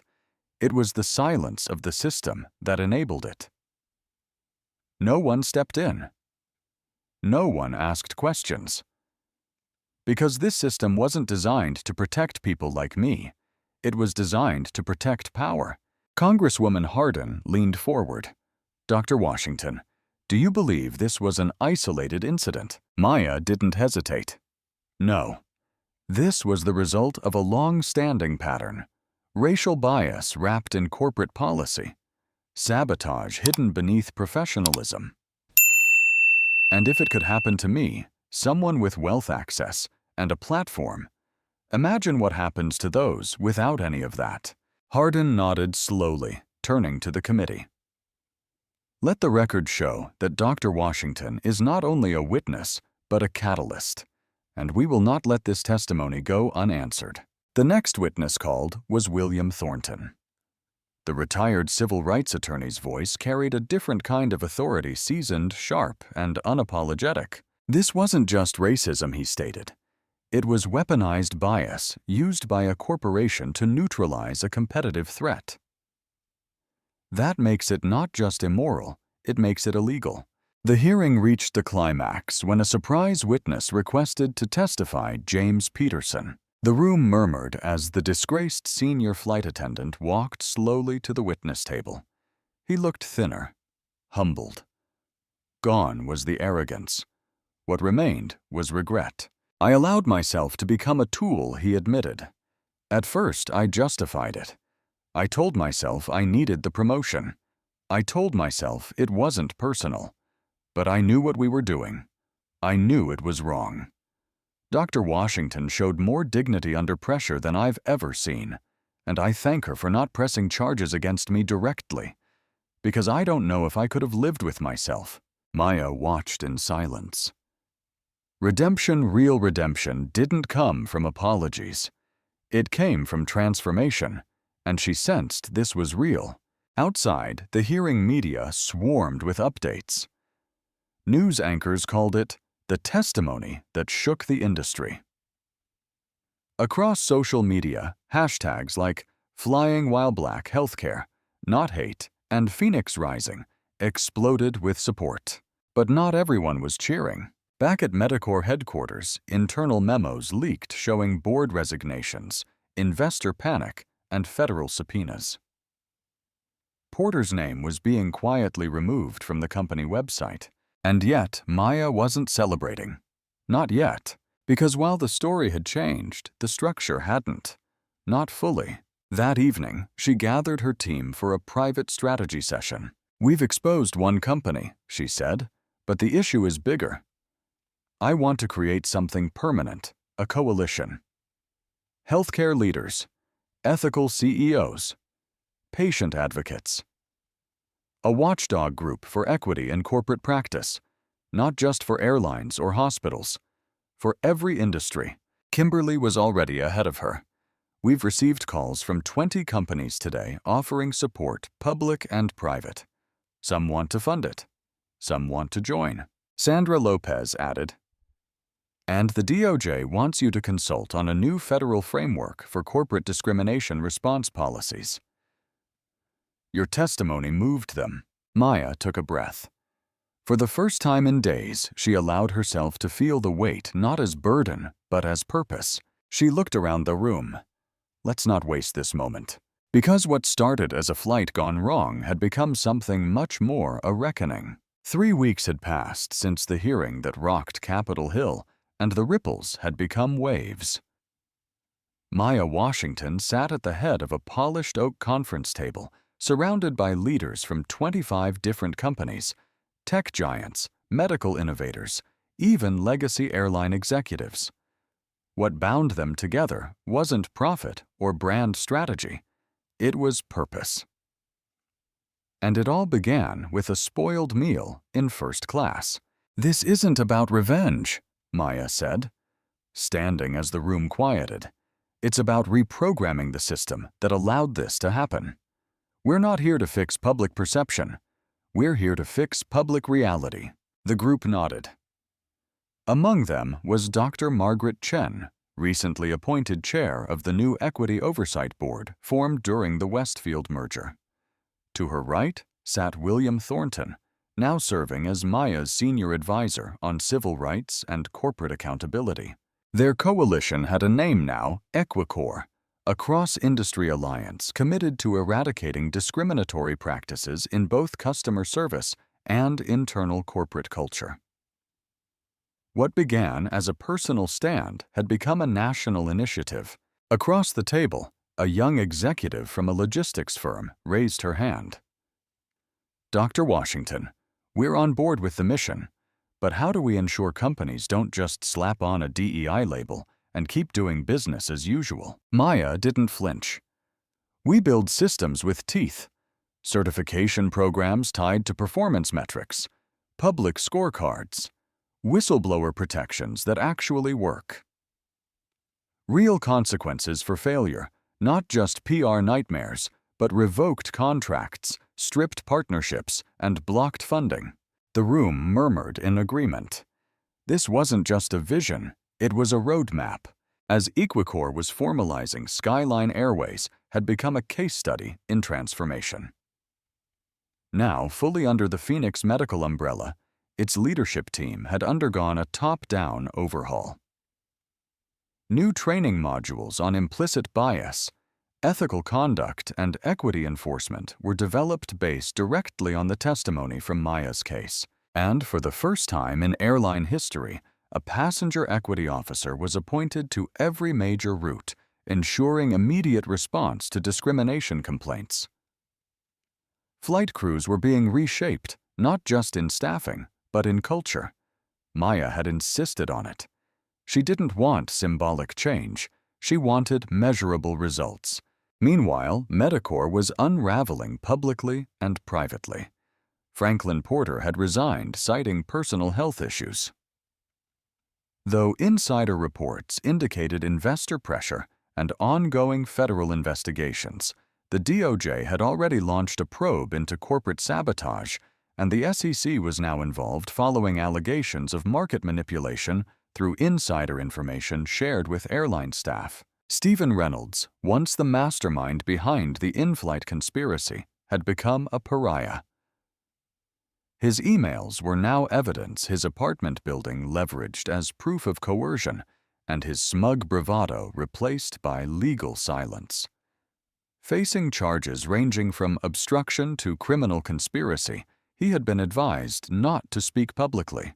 But Maya didn't wait for courts to act. She had launched an internal task force focused on competitive integrity in the healthcare industry. Every competitor of Phoenix was now on notice. There would be no tolerance for shadow tactics. Despite the intensity of the past month, Maya had taken only one full day off. That day was spent with her parents in their modest home in New Rochelle. "I can't believe this all started with a chicken dinner," her mother said, shaking her head as she stirred tea in the kitchen. "No." "Mom," Maya replied gently. "It started with everything before that. The assumptions, the stares, the meetings I wasn't invited to. The dinner was just the final straw." Her father, sitting silently at the table, looked up. "You didn't let it break you." Maya smiled. "I let it build something better." That night, Maya drafted a letter. Not to Reynolds, not to the Medicore board, but to the American people. It read in part, "What I experienced wasn't rare. What was rare was having the platform and support to fight back. For every Dr. Maya Washington, there are thousands without that spotlight who endure the same bias quietly, painfully, invisibly. Equicore exists for them. And we won't stop until dignity is universal and systems serve the people, not just the powerful." The letter went viral within hours. At Phoenix HQ, Kimberly entered Maya's office with breaking news. CNN just published an op-ed from a former Medicore executive. She admits the company's leadership intentionally cultivated a culture of bias to maintain price monopolies. Maya raised an eyebrow.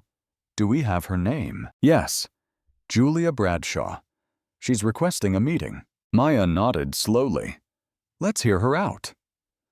Not everyone inside the system agrees with what the system does. Some are just afraid to speak until they see someone else do it first. The wave was building.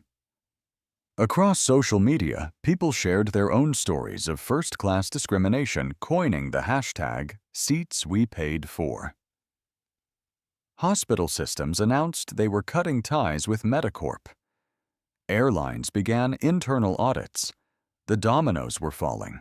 That evening, Maya looked at the framed mission statement on her office wall. "Healthcare is a human right." She added a post-it beneath it. "So is respect."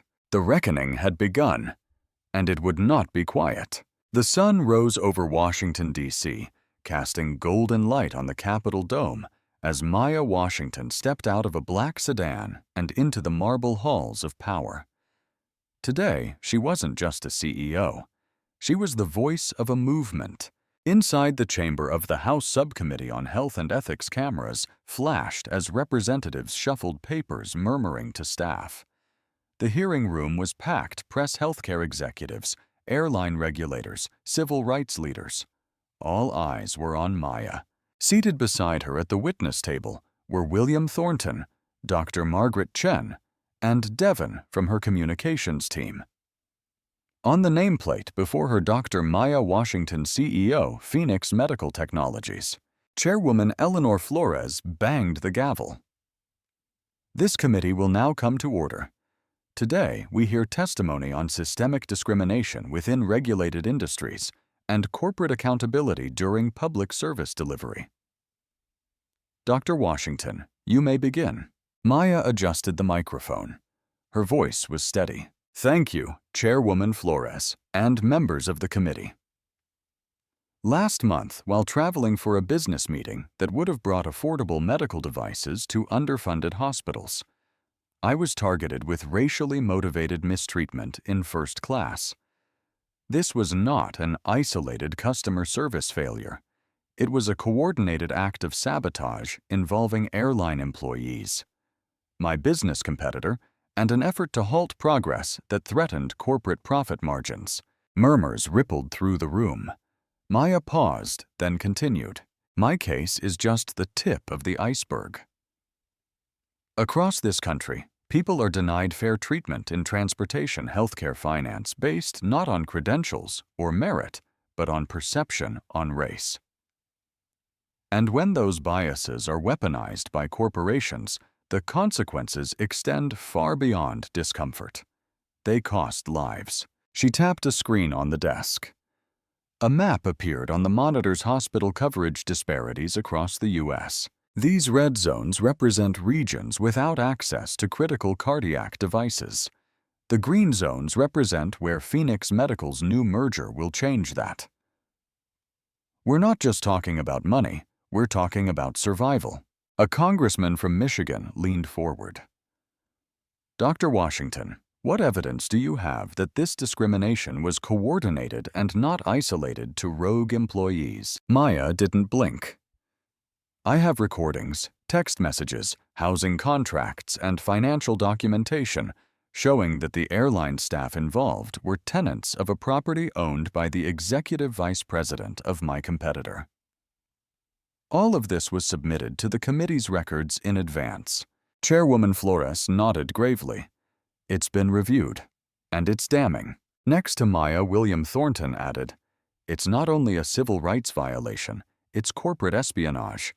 And it reveals a loophole in regulation when discrimination is used not out of personal bias, but as a competitive tactic." Representative Langston, a former civil rights lawyer himself, asked, "What reform would you recommend?" Maya glanced at the others before answering. 3 things. 1 required civil rights compliance training for airline staff with third-party audits. 2 whistleblower protections for internal staff who report discriminatory practices. 3 a federal oversight board to investigate racism as a competitive tool in regulated industries. The room went silent for a beat. Then, Chairwoman Flores leaned forward. "You are not only proposing reform, you are redefining accountability." Maya's tone remained measured, because without accountability, equity is only a slogan. News of the hearing swept across national media within the hour. Headlines read, "CEO testifies on discrimination conspiracy, that shook two industries. Dr. Maya Washington calls for oversight board to target corporate racism, from first class to Capitol Hill. A new standard for justice. That night, Maya's phone buzzed endlessly with calls. Allies, advocacy groups, journalists, even moderate competitors reached out, signaling an interest in aligning with Phoenix's new ethical framework. But not all reactions were positive. An op-ed in the Boston Business Chronicle accused her of weaponizing identity politics for commercial gain. Another pundit on a conservative news network claimed Maya was over-dramatizing a customer service issue for PR. Maya's team debated issuing a rebuttal. She waved it off. Let them scream into the wind. Their time's up. Instead, she focused on something bigger. With the help of civil rights lawyers and regulatory consultants, Maya quietly began laying the foundation for the Accountability Exchange, a nonprofit watchdog designed to investigate and rate corporate equity practices across industries. While lawsuits against Medicorp proceeded, and while their shareholders scrambled to replace Porter and Reynolds, Maya's star continued to rise.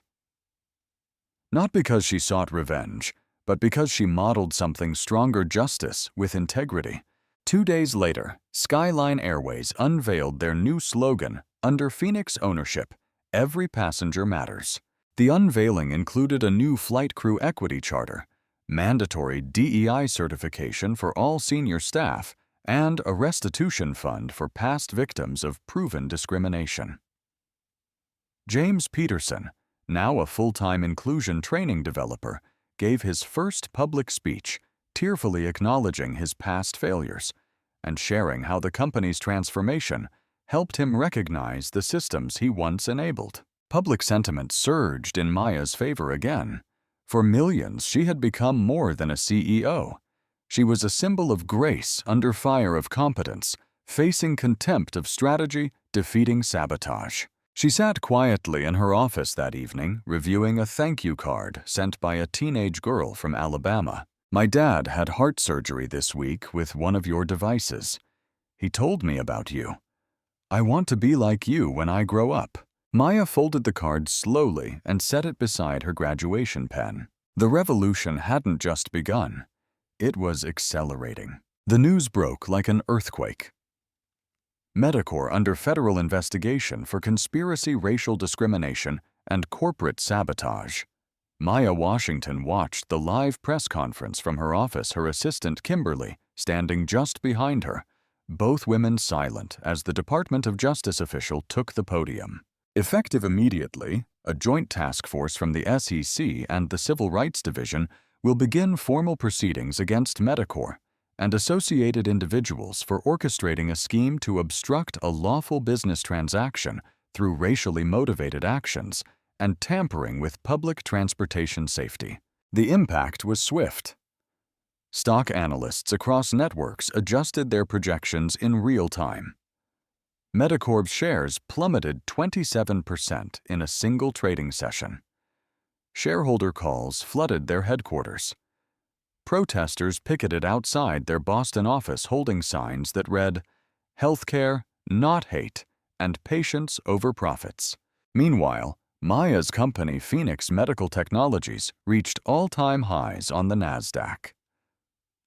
But inside her office, celebration wasn't the focus.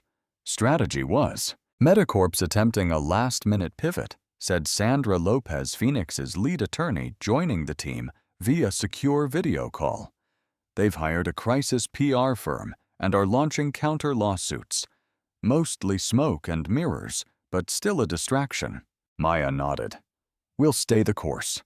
No retaliation, just transparency and documentation." On her desk were 2 key items: a leather-bound contract, the final merger document with Westfield, and a printed letter from Dr. Margaret Chen, accepting her position as head of ethical access oversight. But the real breakthrough came minutes later.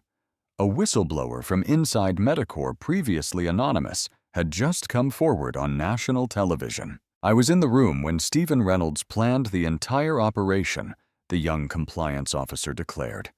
"They knew Dr. Washington was traveling on Flight 607. They discussed how to use the airline staff as a smokescreen. They even laughed about how difficult it would be for her to prove any of it. The revelations confirmed everything Maya had documented, but hearing them publicly dismantled every defense Medicor had attempted. By noon, Reynolds had been subpoenaed. By evening, Medicor's board suspended all senior executives involved in the scheme. Franklin Porter retired within hours, and class action lawsuits from investors followed shortly thereafter. Kimberly entered Maya's office with a hesitant knock. "You need to see this." She placed an envelope on the desk. Inside were photos grainy, clearly leaked from internal surveillance. One showed Reynolds handing off what appeared to be money envelopes to James Peterson and Rebecca Wilson in the crew lounge before the infamous flight. Another showed a whiteboard in a Medicorp strategy room with the words, "Stop Phoenix. Prevent Boston." It was overkill. The kind of photographic proof that not only reinforced Maya's case, it would likely appear in courtrooms and congressional hearings for years to come. Maya leaned back, exhaling for the first time in what felt like weeks. They documented their own downfall, she said. "Too arrogant to believe they'd ever be caught," Kimberly replied. That night, Maya was scheduled to appear on 60 Minutes. But not for revenge. The interview would focus on equity, accountability, and reform. As the camera crew set up, Maya reviewed her talking points, not just the incident, but what came next. Because the real fight was never just the seat on the plane. It was the system that allowed racial profiling to operate in plain sight. It was about weaponized assumptions collusion in corridors of power and the myth that dignity can be denied based on a uniform, a hairstyle, or a shade of skin. The interview was powerful. Maya's calm but unwavering tone resonated. She didn't demonize, she illuminated. She spoke about the patients whose surgeries were now affordable, the neighborhoods where medical access had improved, and the future she hoped to build. Viewers wept. Business schools took notes. Activists mobilized. The next morning, Skyline Airways announced a complete overhaul of its training and hiring practices. Maya's new Inclusion Standards program, designed with James Peterson, became the industry benchmark. More unexpectedly, Harvard Medical School reached out. They wanted to offer a lecture series in Maya's name, Leadership in Crisis. When racism and strategy collide, she humbly accepted, but with a caveat: the first session would be led by Dr. Margaret Chen, emphasizing impact over image. Even her detractors were forced to acknowledge the depth of her response. The Boston Business Chronicle issued a rare editorial apology for its earlier skepticism. In the midst of all this, Maya received a letter by mail. Handwritten. No return address. "I was part of the crew. I wasn't involved directly, but I saw it all and said nothing. I'm sorry. I'm learning. You've opened my eyes. Thank you for your strength. You didn't just change a flight. You changed a life." Maya folded the letter gently and placed it in a drawer with others' cards. Thank you's apologies. She never intended to become a symbol, but she understood now. Silence is complicity, and visibility is responsibility. And so, as headlines called her a pioneer as institutions scrambled to update their policies, Maya returned to her company's core mission. Healthcare is a human right, not a luxury. This wasn't a slogan. It was her compass. As the day ended and her office lights dimmed, Maya looked out at the skyline, lit by the same stars as that fateful flight. And with all she had endured, and all she had changed, she knew one truth above all. They had tried to poison her legacy, but she turned it into a cure. 1 year after the infamous flight, Maya Washington stood under the soft glow of stage lights at the Global Health Equity Summit in Geneva. The audience filled with world leaders, researchers, students, and frontline medical workers fell silent as she approached the podium. "Thank you." Maya began, her voice steady, enriched by experience, but never dulled by it. When I boarded that flight to Boston, I thought my greatest challenge would be negotiating a merger. I never expected to find myself in the middle of a storm that would test not only my patience, but my identity, my values, and my resolve. Her speech wasn't about revenge. It wasn't about shaming flight crews or dismantling corporations. It was about truth, about what happens when power is leveraged to harm rather than heal, and what happens when one refuses to let injustice dictate the final outcome. I was served undercooked food not because of a kitchen error, but because someone decided I didn't belong in first class, that I didn't belong in business, that I didn't belong in power, she said. But what they failed to understand is that belonging doesn't come from permission. It comes from purpose. The room erupted in applause, but Maya simply nodded in gratitude and continued. Her journey from that seat in row 2A to this global stage had become more than viral headlines and business victories. She had helped rewrite policy across multiple industries. Airlines revamped their crew training, incorporating Maya's ethics and anti-bias program. Over 300 hospitals now used Phoenix devices, their cost reduced by 63%, saving thousands of lives annually. Schools taught her story in leadership courses, not just for the drama, but for the decisions, strategic, ethical, human. After the summit, Maya visited the apartment complex she had turned into affordable housing.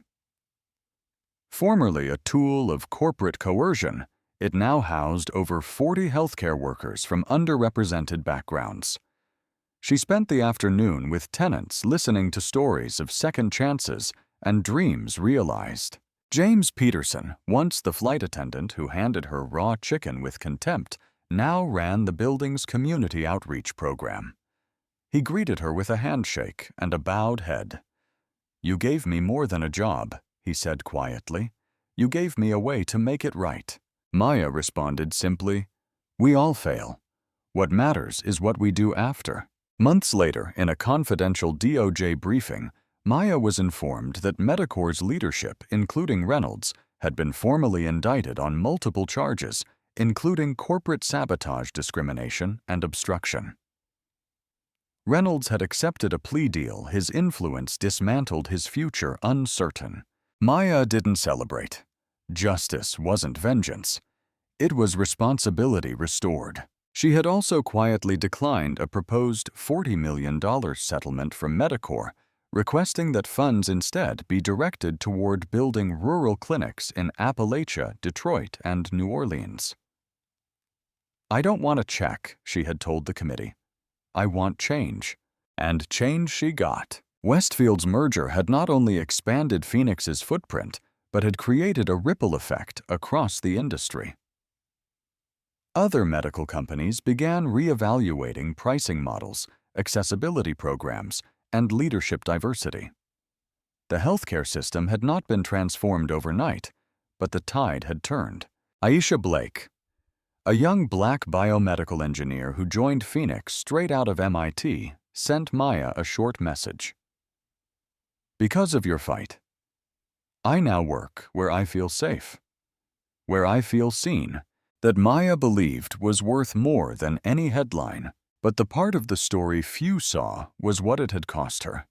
The sleepless nights, the lingering effects of food poisoning, the relentless scrutiny, the way some investors, even after all she proved, still asked if she'd handled it too publicly. The microaggressions didn't vanish overnight. They merely changed costume.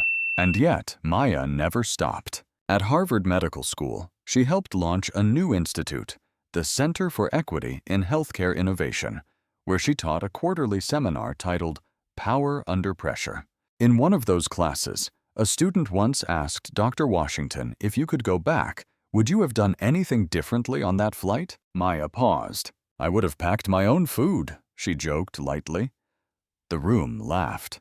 Then she turned serious. "But no. I would have stood up, quietly, strategically, because dignity isn't loud. It's unshakable. And legacy isn't built in the absence of conflict. It's forged in the middle of it." That answer became a quote that circulated for months. It reminded people that leadership isn't just making deals in corner offices, it's choosing courage in confined spaces like row 2A at 35,000 feet. When the anniversary of the flight came, Maya was interviewed again, but this time she wasn't asked about trauma. She was asked about transformation. How did you manage to take something designed to break you, the host asked, and turn it into a blueprint for reform? Maya smiled gently. I didn't do it alone. I had truth on my side. I had witnesses. I had a mission. And I never lost sight of what mattered most, making sure no one else had to suffer silently, simply because someone in power assumed they didn't belong. As the episode aired, viewers around the world were reminded that true leadership isn't about titles, it's about integrity. That real power doesn't retaliate. It rebuilds. And so, Dr. Maya Washington's story became more than an incident. It became an example of how one voice strategically used can shake institutions, of how one injustice documented can ignite reform, of how one woman underestimated can change the world. Don't forget to subscribe and hit the notification bell to catch more gripping stories like this. Thanks for watching, and see you next time.